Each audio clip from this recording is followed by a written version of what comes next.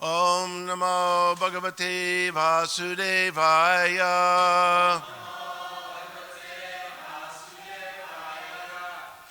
Om Namo Bhagavate Vasudevaya.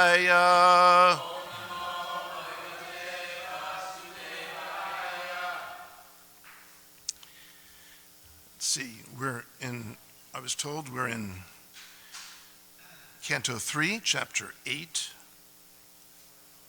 I think it's Chapter 8, and then verse 30, I think it was. Let's see here. Oh, it's right here. Okay, well, since that's not up, I'll just...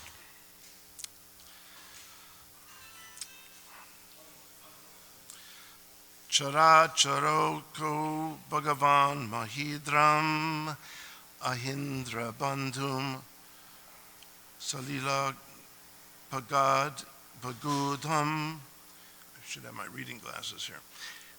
Kirita Sahasra Hiranya Shringan Avir Bhavat Kaustubarat Nagarbham. Okay, so you're very close to the end of this chapter, so I'll just read the few verses that remain. Translation: like a great mountain, the Lord stands as the abode for all moving and non-moving living entities. He is the friend of the snakes because Lord Ananta is his friend. As a mountain has thousands of golden peaks, so the Lord was seen with thousands of golden helmeted hoods of Anantanaga. And as a mountain is sometimes filled with jewels, so also his transcendental body was fully decorated with valuable jewels. As a mountain is sometimes submerged in the ocean water, so the Lord is sometimes submerged in the water of devastation. We don't need that. There are no purports, by the way, practically, for the rest of these verses. So I'll just read. Lord Brahma, thus looking upon the Lord in the shape of a mountain, concluded that he was Hari, the personality of Godhead. He saw that the garland of flowers on his chest glorified him with Vedic wisdom in sweet songs and looked very beautiful. He was protected by the Sudarshan wheel for fighting, and even the sun, moon, air, fire, etc. could not have access to him. When the Lord Brahma, the maker of the universal destination, thus saw the Lord, he simultaneously glanced over creation. Lord Brahma saw the lake in Lord Vishnu's navel, and the lotus flower, as well as the devastating water, the drying air, and the sky, all became visible to him. And finally, the last verse of the chapter. Lord Brahma, thus being surcharged with the mode of passion, Rajasa Guna, became inclined to create, and after seeing the 5 causes of creation indicated by the personality of Godhead, he began to offer his respectful prayers on the path of the creative mentality. Yes, on the path of the creative mentality. It's a very interesting phrase. Very short purport Prabhupada offers us.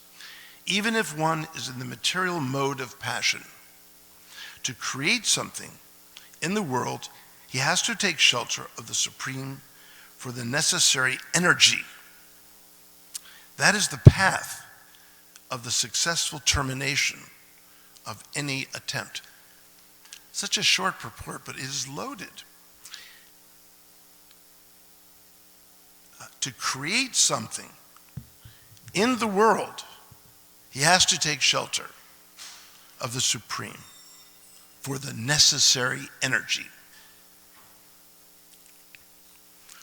Now, we have an artist here who paints, but she knows who the Supreme Personality of Godhead is. But lots of people paint. Famous artists, Van Gogh, everyone says Van Gogh, but it's actually Van Gogh. Rembrandt, Giotto, so many artists in the West, they paint.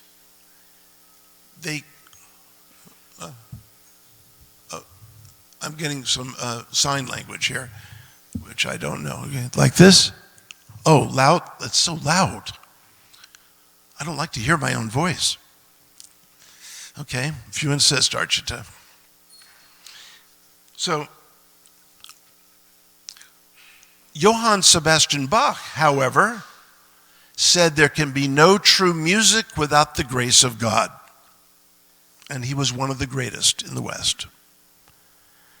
There's whether one knows God, whether one knows God's grace, every creator, every artist, every poet depends on the supreme energy of the Lord.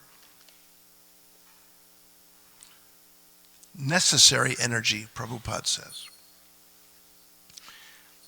So I have to ask, why are we, reading about the cosmic creation, especially during Damodar? What does that have to do with anything? Well, the last verse we just sung, O Lord, the entire universe was created by Lord Brahma, who was born from your abdomen, which was bound with a rope by Mother Yashoda. Now look how there is the juxtaposition of the Aishwarya and the Madhurya. Look at that. There is a relationship between the incomprehensible creation in which we find ourselves and the intimate connection with the Lord. What is that creation?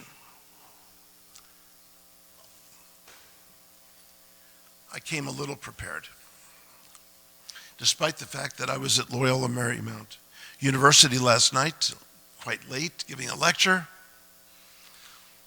on the bhakti inherent in the Yoga Sutra, which no one really has ever brought out before. But actually, I need to correct myself. Prabhupada speaks about the Yoga Sutra in the Bhagavad Gita, some key verses, or aphorisms, actually.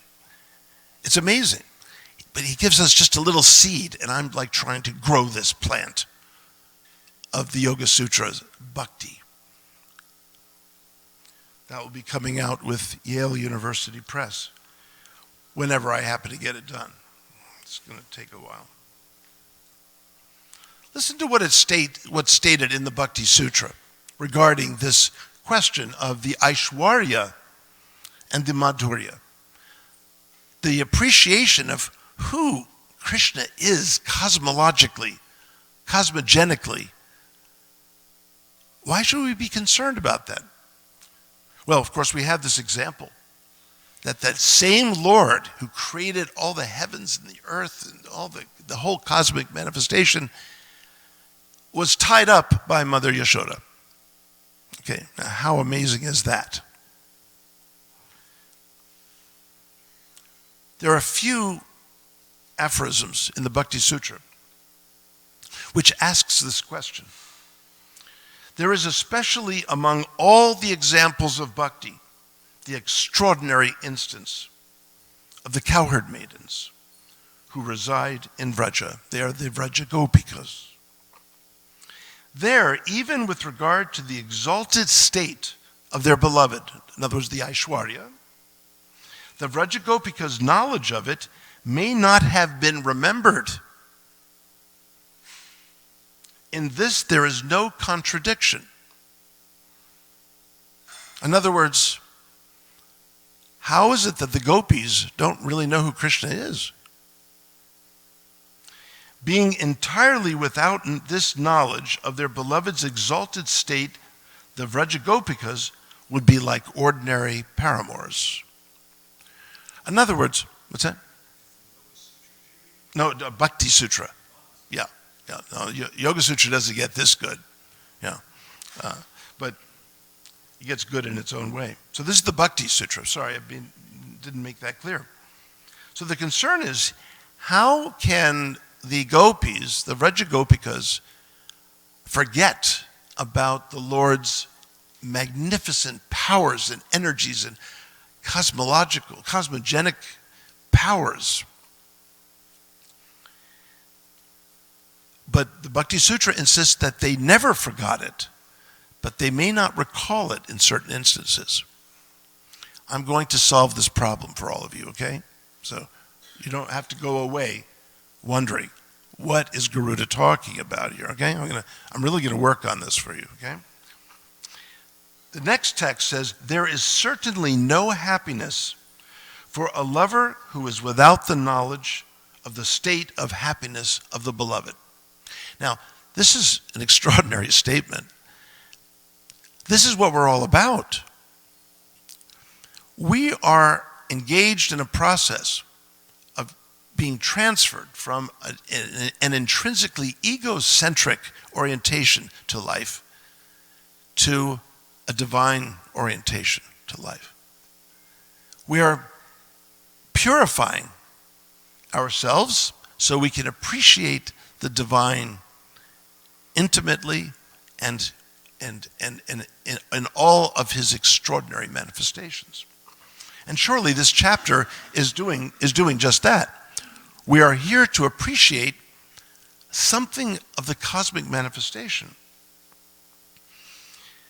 So it's not that the Vraja Gopikas did not know how great Krishna was, but they forget it when Krishna is in his presence. But when Krishna is absent from them, they remember the Aishwarya. There's the key. The Aishwarya is part of the viraha, is the feeling of separation from Krishna. The Bhagavatam here, before we get to the Dashamaskanda, is trying to cultivate in us a sense of the absence of our dearest Krishna and his beloved consort Radha, especially in this world, And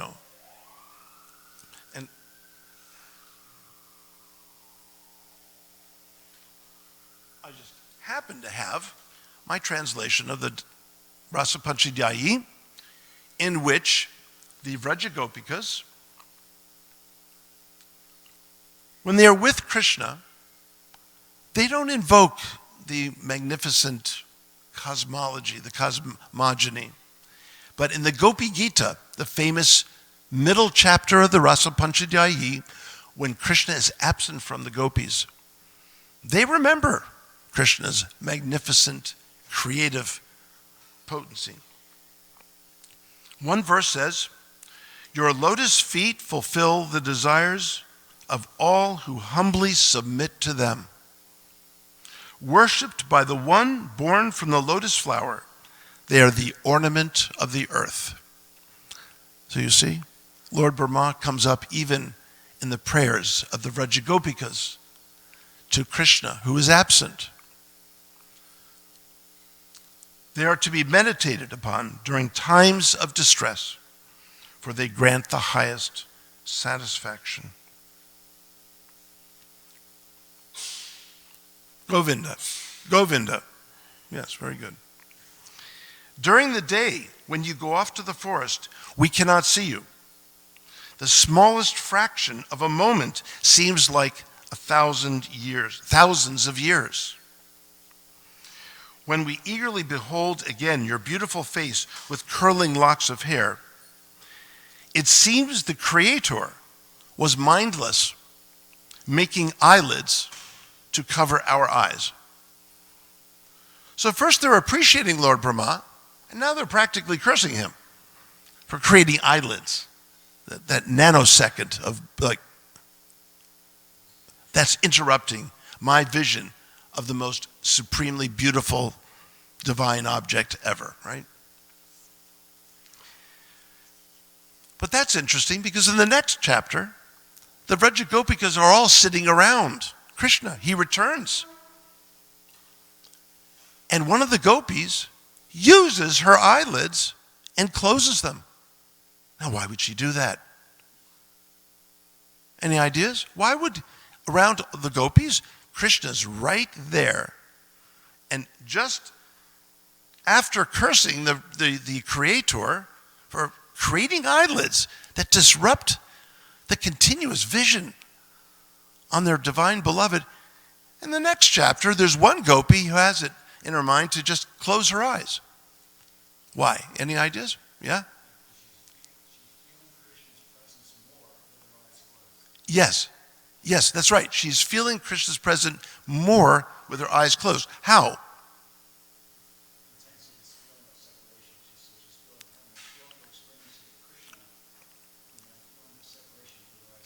Okay, so she's in some sense utilizing viraha for greater closeness.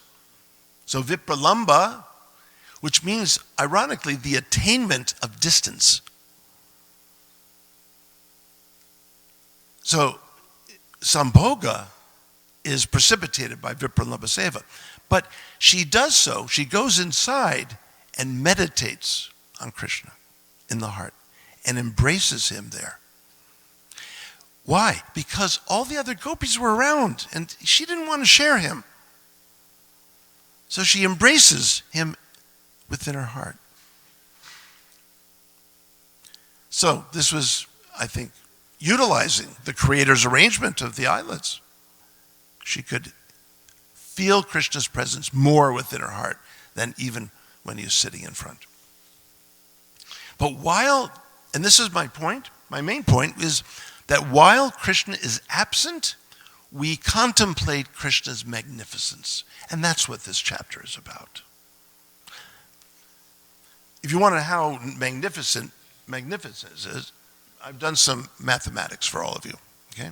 Andrew DeKarmaji is here, and he can correct me on any of my calculations. If I'm wrong, just don't let me know.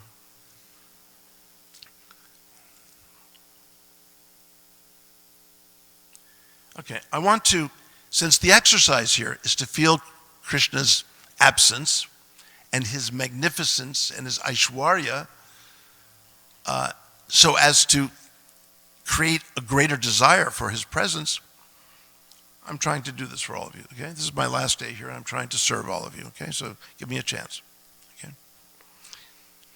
1 second, okay, the smallest unit of time in the cosmic life of Brahma. Here's how units of time in Brahma's world covers such huge spans of time in our world. Okay. So this is an attempt to help all of us feel extremely small and insignificant. Okay? So you ready for this exercise in humility? I know none of you really need it. Actually, I need it. Okay, so I'm doing this for myself. 1 second in Brahma's cosmic world equals 100,000 human years. I mean, we could stop there if you want, but I've got much more. Yeah, I've been tracking this. 1 minute of Brahma's cosmic day equals 6 million human years. Okay, are you people like good with numbers? I mean, if you're not, too bad. 1 hour of Brahma's cosmic day equals 360 million human years. Savasan, you thought you had time management problems, right? I mean, no wonder you do. You don't have Brahma's lifespan. All of us would get a lot more done, I think, if we... 1 full day, which includes day and night of Brahma, 24 hours in Brahma's cosmic life equals, it's getting tough, 8,640,000,000 human years. That's 1 day. I've got more. 1 year, 360 days in Brahma's cosmic life equals, see if I can read this number, 3,110,400,000,000 human years. May I have a little applause for this? Just a little one? Okay, that's enough. That's it. That's all I want. Just a little applause. That's all. I don't need a lot of appreciation for this. I'm just not a mathematician. But I'm not done yet. 100 years of Brahma's cosmic life, which is his total lifespan, equals, oh wow, see, 311 trillion 40 billion human years. I don't know about you, but I'm getting kind of dizzy. A lifetime of Brahma is the duration of the universe. Its initial birth and its eventual annihilation. Brahma lives 100 cosmic years. Now, each one of the 1,000 cycles in Brahma's life contains the 4 yugas, one kalpa. And we have a Krita Yuga or Satya Yuga, 1,728,000. Anyway, look, okay, here's the point. We're extremely small. We have a very, very, very short lifetime. I'm pushing 100 years old. I mean, look at me. I'm old and decrepit. And, I have to ask, like, I've got to, my bhajan and seva has got to be, stepped up. We have to be able to leave this world in this tiny, tiny, tiny, tiny life that we've been living with the satisfaction that we really put out in our seva for Krishna, the mission for Prabhupada. This is what we're here to do.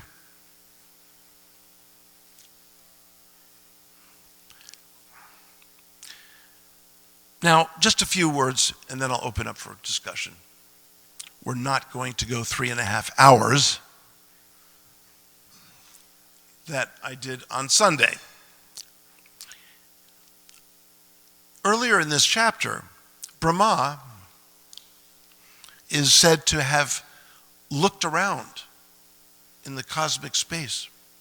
He looked around a lot, so much so that he developed 4 heads. Now, I don't know about any of you, but I could use an extra head. But we don't have an extra head. But he developed 4 heads to look around. And he was kind of like freaked out to the point where he said, I'm just going to sit and I'm going to meditate. Brahma's the first yogi.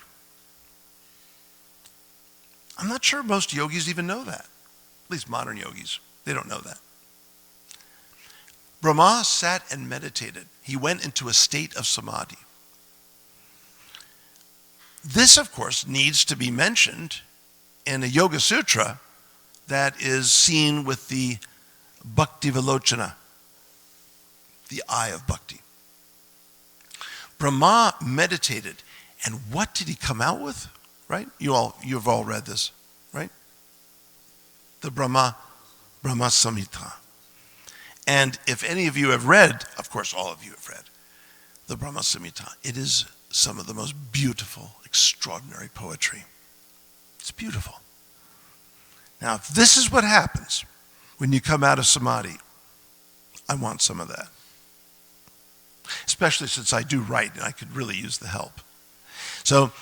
But we have that meditation in the Maha Mantra. We have that meditation. The Maha Mantra is the most amazing mantra because there's no other mantra like it. Most mantras are either singular bija utterances with no linguistic value, but only spiritual sonic value, like the Omkar, right?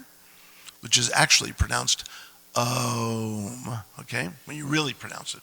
But we do it quickly in a kind of invocational fashion. Om Namo Bhagavate Vasudevaya, right? That's fine. But that's a syntactical unit. It's a sentence. Om Namo Bhagavate Vasudevaya in Sanskrit. It's inflected words. Other mantras are, syntactical units. The Maha Mantra has no syntax. It's not a sentence.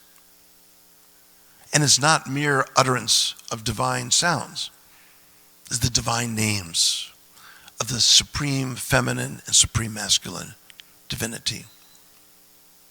And not only that, it has a repetitive pattern. And its repetitive pattern is circuitous. That actually, have you noticed that when you're chanting, it's hard. Sometimes I don't realize when one mantra begins and one mantra ends, except by the fact that there are two names for Krishna and one name for Radha. These names are in the vocative case in Sanskrit. There are 8 cases in Sanskrit. Krishna, Krishnaha, is the nominative case as a subject. Krishnam, which you've heard probably many times in the Bhagavatam, that's the object. Krishna is the object. Krishnena means with Krishna or through Krishna. Krishnaya, for Krishna. Krishnat, from Krishna. Krishnasya, of Krishna. Krishne, in Krishna. The vocative case, Krishna. Oh, Krishna. It is calling out to Krishna. Hare is calling out to Radha from Hara. When Mahaprabhu chanted Hare, it was conveniently ambiguous because the vocative case in the masculine gender is the same in the feminine gender. So as when he felt the bhava, Mahabhava of Radha, he was not calling out to himself. He was calling out to Hari. So Hare turns into Hari. But for us, Hare is for Hara. So that works out pretty conveniently, doesn't it? So the Maha Mantra is a series of names of the divine with which we call out to Radha and Krishna. And what you are calling out for is completely personal. The mantra is universal. It can be chanted anytime, anywhere, by anyone. And most mantras are particular. There's a lot of specificity involved. Gayatri mantra, and only at sunrise, sandhya, and then midday sun. It's really not supposed to be chanted any other time. I know in the popular yoga world they're chanting and so on. That's fine, whatever. Only the Brahma Gayatri. But the Maha Mantra is perfect for us. Prabhupada came and brought it to us to show us how we can begin to hear Krishna's and Radha's love call as they're very palpably doing right here in the deities of Rukmini Dwarkadish. Why is Krishna playing the flute when he's in the presence of his supremely beloved Radha? Normally, he would never be playing the flute.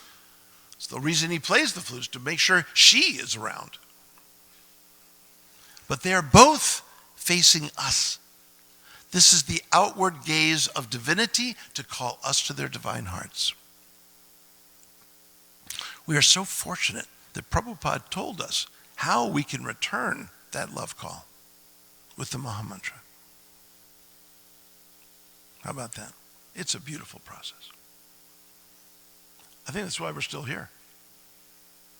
Swavash, isn't that right? I mean, you and I have known each other way too long. I mean, not long enough, of course. But we're still here because Prabhupada gave us a process that we just love.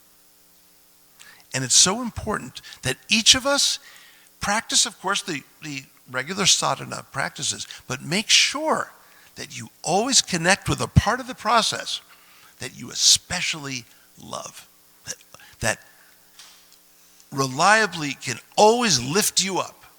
Maybe it's a passage in Krishna book. Maybe it's a a chapter in the Chaitanya Charitamrita.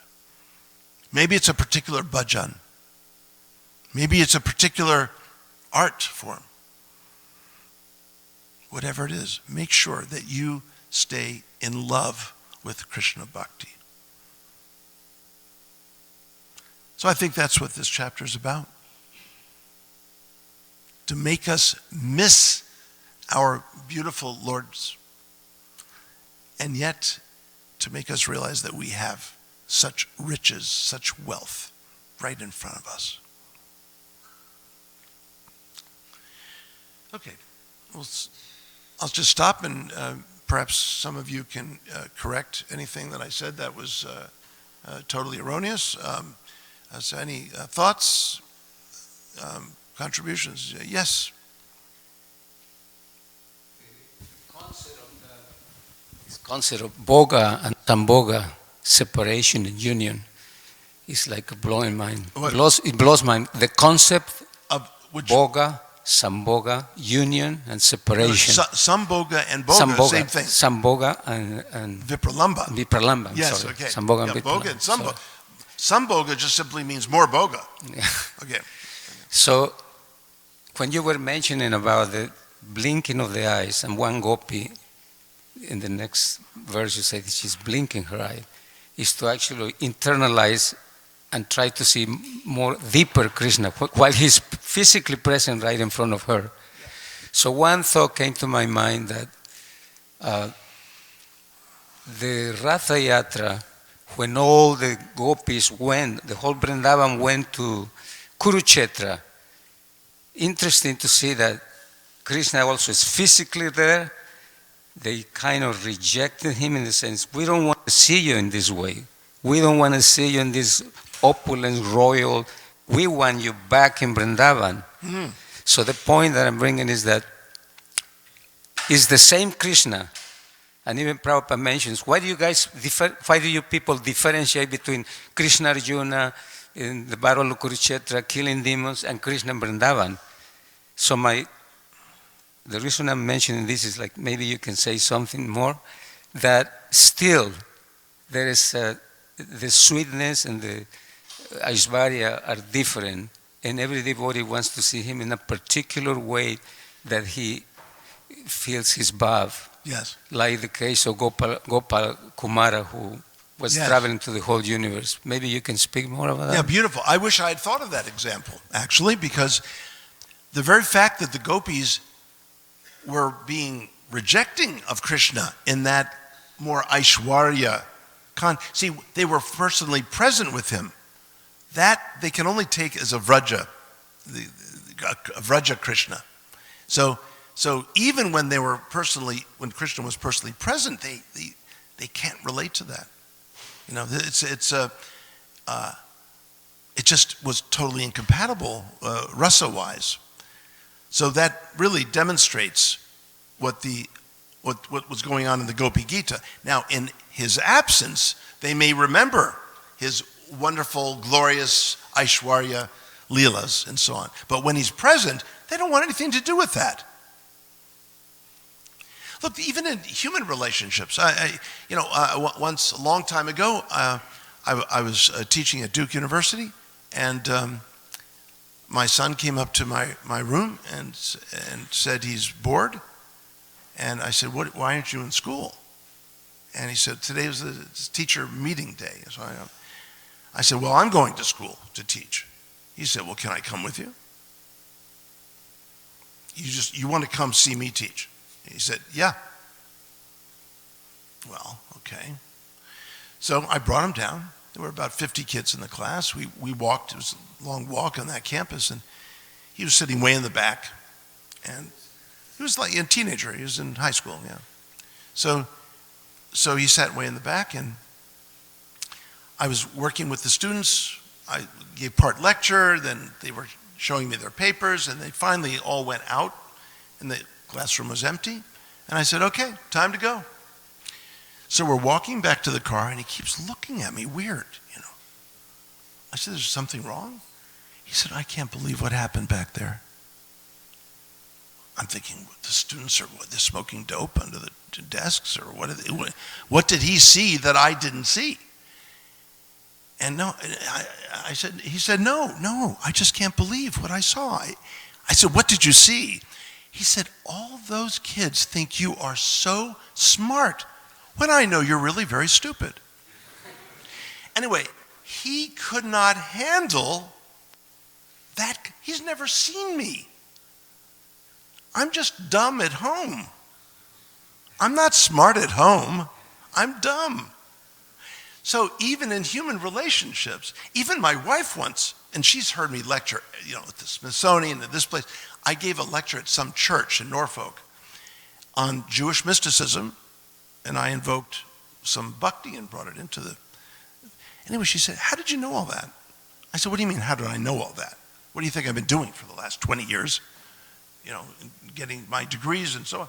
So, personal family members don't really, I'm sure that Jill Biden doesn't say, Mr. President, please pass, the butter, In other words, hey, Joe, right?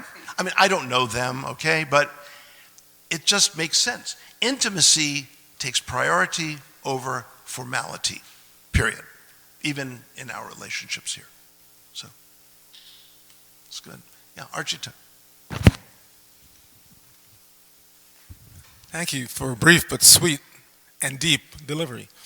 On this question of the Gopis meditation, we know Krishna first appeared before Devaki and Vasudeva in his Aishwarya form. Right. 4 arms, helmet, Right. net.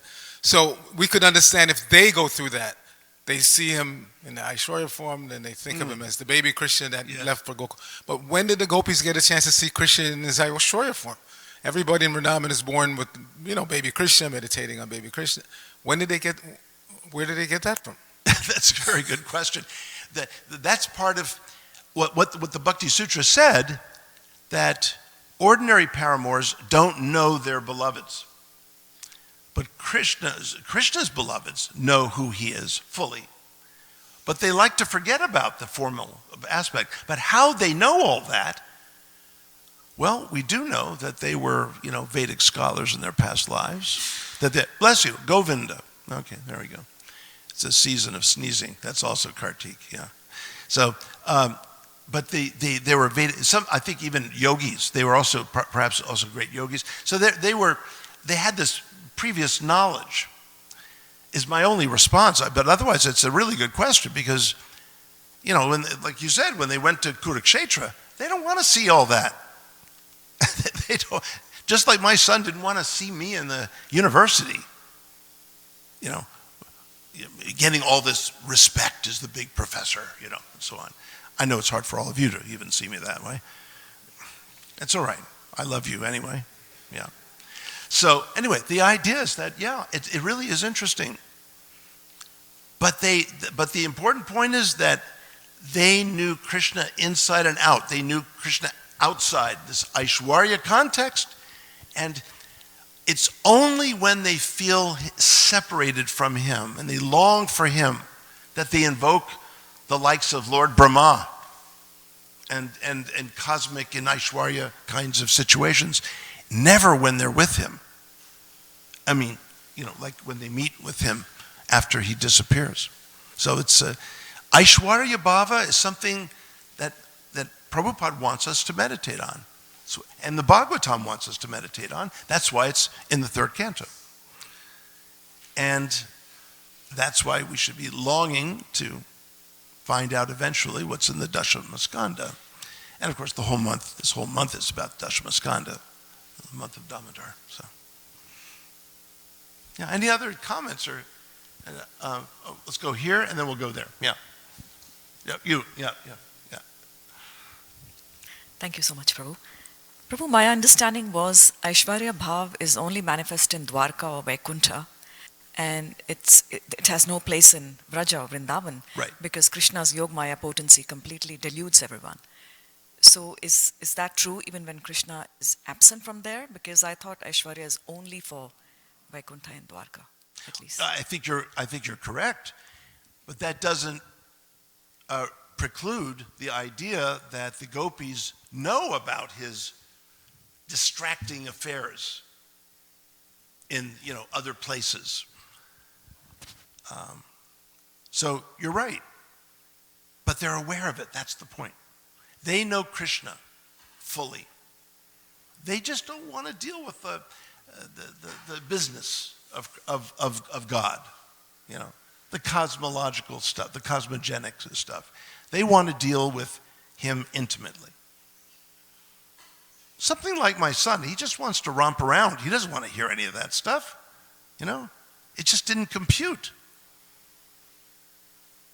I don't want to see my father admired as some big knowledgeable professor. No, it just doesn't work. So intimacy takes precedence over formality. Govinda, Govinda, Govinda. Yes, indeed, Govinda. That's marvelous. Yes, it's the harvesting of the respiratory system, I'm afraid. And so on. So we had a question over here. Then I'll come back to you. Thank you, Prabhu. You spoke about the gopis closing the eyes to capture the mood of the moment. But there is also the reality that exists in front of us all the time. Mm-hmm. We have the emotions and we have the reality of the real world. Yes. But we do live in emotions. We are emotional animals. So the bhava is more important. I understand that part. But then what is the best or the prescribed way of creating the bridge between the emotions and the reality of the world where we exist at the moment? So what is the relationship of the one's affective self and what is the relationship of that to the outer world? Yeah. Right. Well, I think Bhagavad Gita really responds to that. When Krishna asserts all of his I am, his famous I am statements, of luminaries, I am the moon and the sun, the Virata Rupa. So this world is a very mixed place. Now, by and large, Prabhupada spoke most of the time pretty negatively about this world. This world it's just disappointing. It's just a disappointment, right? And we can invoke the example of in the Upanishads, of the one bird. I like speaking about birds. I don't know why. It's just somehow natural for me. So one bird is sitting on the branch, and it's eating the fruit, the pipala fruit, which is bittersweet. So this world is bittersweet. And the bird does not notice the other bird observing the bird. So Krishna is watching us. Krishna is present within our hearts while we're eating the bittersweet, fruits of this world. But that's not a devotee. A devotee is drinking in the darshan of the supremely beautiful, supremely playful, and supremely delightful Lord. Those mirror the three principal deities of Vrindavan, right? Madan Mohan, supremely beautiful, the Lord that attracts us. Govinda, the playful Lord, the Lord that's very humorous, that's where humor comes from, playfulness, and supremely delightful, the Lord that is absolutely lovable. So, reading the Bhagavad Gita, we perceive that Lord who is supremely beautiful, playful, and delightful. We perceive that even in this world. Krishna trains us to see that. So we're very fortunate. But we know how things end in this world. We're not unrealistic. People live their lives as if they're going to live forever, and that's because we are eternal, but they're mistaking the body for the self. We understand that death is a doorway. The bhakta leaves this world because the heart becomes so full of love that no longer can it be contained in a body. This is Mahaprabhu's example. It's so brimming over. It just, remember how Mahaprabhu's body is described in the CC? It becomes contorted because he could barely stay in a body. And that's symbolic of the way every bhakta ultimately becomes. I can't handle being in this body. My heart doesn't fit in this body anymore. I have to leave. So death is an entranceway to eternal and supernal happiness. A place where the heart can flow freely.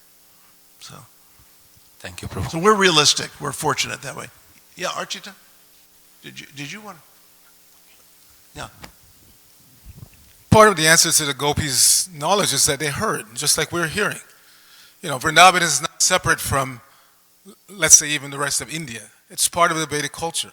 Mm-hmm. So they had brahmanas, they had, yagyas, so true. They heard. Yeah. They heard. And just like when Krishna was going to Mathura, they said, the women in Mathura are not foolish like us. We're just simple, village girls, and you can fool us. But when you go there, you'll find they're very sophisticated. And how did they know that? By hearing. Yeah. They didn't actually go to Mathura. They heard. So they know of Krishna's Aishwarya situation by hearing. They heard from the brahmanas who performed yagyas and why were they ostensibly following karma mimamsa, worshiping Indra, etc. Because it was part of the culture. They heard. Yeah. So it's not that they were just born in a village somewhere and they knew nothing. They heard. Uh-huh. By hearing, they heard. They knew about Lord Narayan. They knew about yagyas. They knew about this. They knew about that by hearing. Just like we're hearing. Many people in this room have never been to Vrindavan, but you have some idea because you've heard. Nice. Well, you know what? Yeah, they heard, but they weren't terribly impressed. I mean, remember when Krishna and Balaram were hungry and they needed lunch, and they went to the brahmanas performing the sacrifice and tried to explain, by the way, fellas, the sacrifices are meant for us. You know that, right? And they just kept going on. Like typical, male behavior, right? They just they have to get the job done. We're here to fix it, whatever. It's kind of so the brahmanas are just chanting along because they have to chant the mantras just perfectly. Don't bother us, Krishna and Balaram. We're here to chant the mantras perfectly. Wow. I mean, you've attained Krishna. Krishna's at your yagya, and you're rejecting them in favor of the mimamsa, right? The karma mimamsa, chanting of the mantras. So they had said, let's go to their wives, right?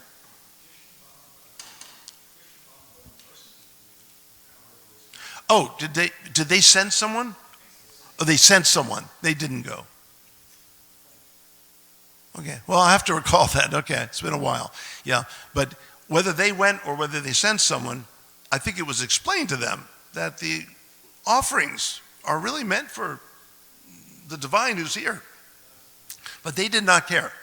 They cared more about their mantras, as Archita Prabhu is saying. But then they said, let's go to their wives.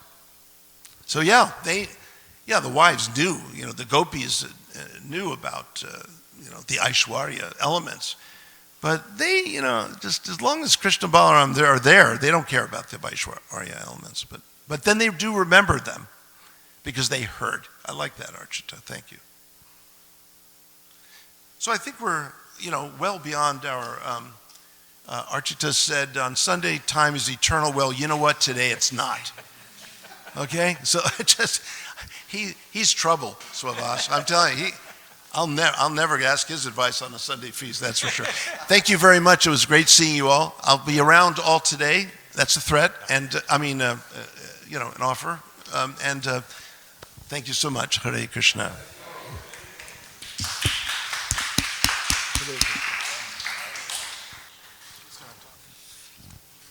Kind of is a threat.